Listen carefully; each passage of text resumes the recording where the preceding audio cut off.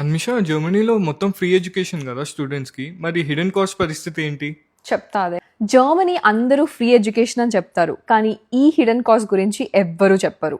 First, blocked account. Around 11,000 euros పెట్టాలి మీరు blocked అకౌంట్లో. అంటే అప్రాక్సిమేట్లీ 10 to 11 lakhs మన లివింగ్ ఎక్స్పెన్సెస్ కోసం ఇందులో చూపించాలి.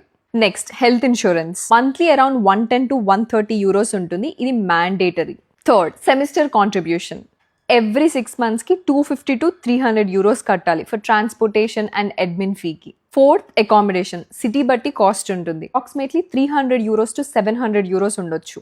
Fifth, initial setup cost. Flight tickets, deposit, registration. స్టార్టింగ్లో ఇలా ఏదో ఒక ఎక్స్ట్రా ఎక్స్పెన్స్ డెఫినెట్గా ఉంటుంది.